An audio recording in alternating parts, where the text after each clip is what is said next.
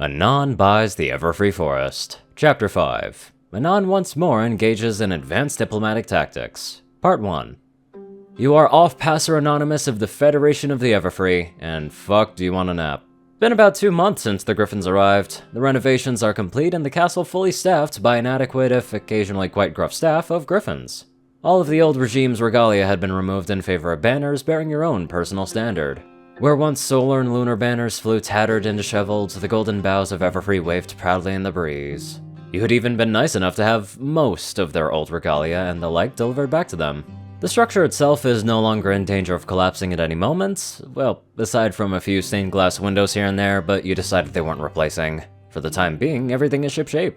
The Griffins, true to their word, had sent a second wave of settlers in the following months who had settled in around the castle grounds to form the newly founded village of Greenfeather. With a bustling population of about 50, and as word spreads through the Griffin lands of your swift progress, you actually currently find yourself in talks with local leaders to annex small portions of the Griffin Empire to expedite getting more of the feisty feathered folks under your jurisdiction, with more of them coming forth with similar requests every day.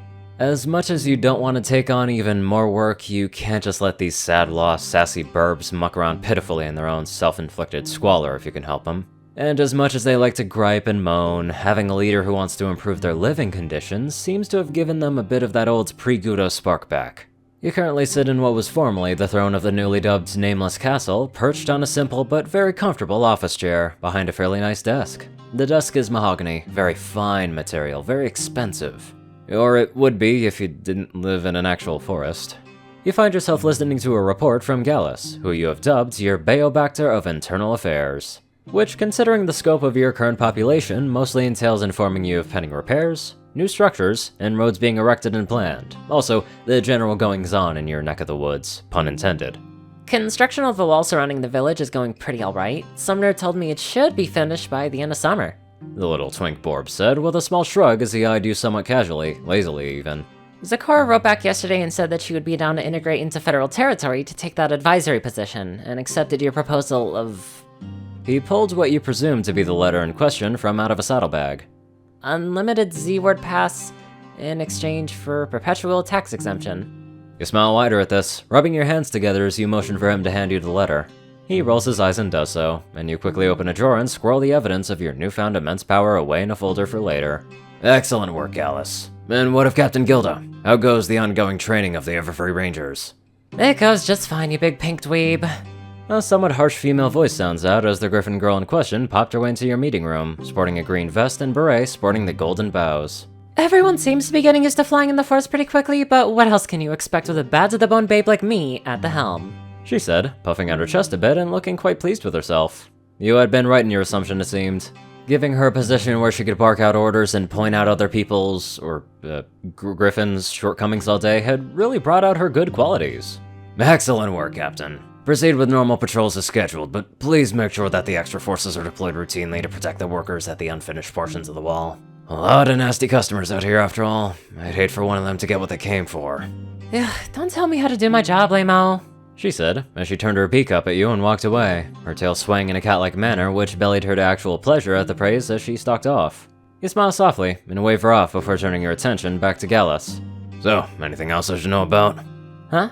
Oh, yeah, some blonde pony with fucked up eyes brought you this letter, and it seems pretty important. He said, as he pulled out an envelope featuring the seal of the equestrian crown. Your eyes widen as you reach across your desk and snatch it right out of his claw, garnering a surprising squawk from them. Well shit, Gallus, lead with that next time! You said as he quickly opened the envelope and pulled the letter out, reading it. Anonymous, I hope this letter finds you well.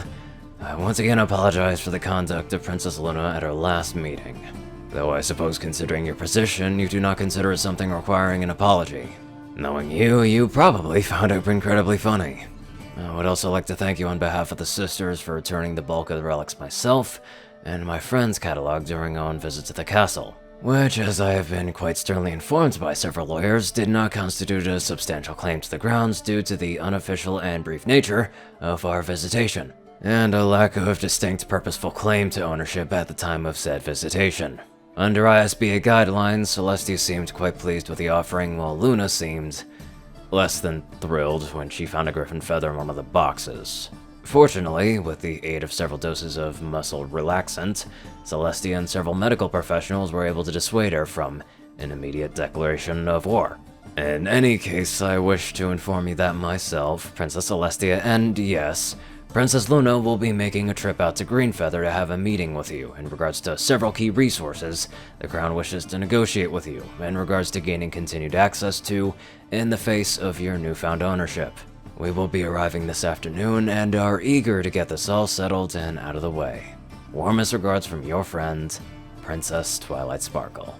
P.S. I have to admit the way that you got one over on Luna was kinda funny.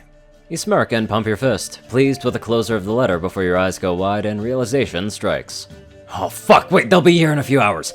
Gallus, go tell Gustav to get his ass in gear and get some cake ready for Sunbutt and let Gilda know that we should be expecting guests at the gate. I'll round up a posse to roll out the welcome wagon. You say, clapping your hands as you bolt out of your chair, the two of you scattering with Gallus giving a disgruntled, ugh, as he scampers off, and you see to it that you at least give the appearance of having prepared for your guest's arrival properly. You smile deviously to yourself, rubbing your hands together as you make your way down the hall. On the bright side, this did give you an opportunity to do your second favorite activity aside from doing nothing, dunking on royalty. Now, where did you put that thing? Is he gonna throw the Z word at them and then show that he has credentials of actually being able to say it with a pass or something? Cause he's pouring salt on the wound like no other. Gotta give the man credit though, he knows how to get under their skin. Anyways, let's get on to our professional donators. Top donators: Taco Cat 598, Peter Coulthard, J10Man, Darkside, Gauntlet, and Only One Thing.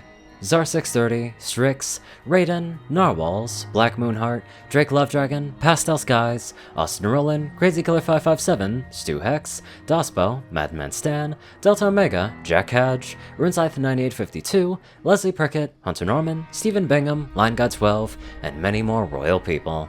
Thank you all very much for watching this video, and live life to the fullest.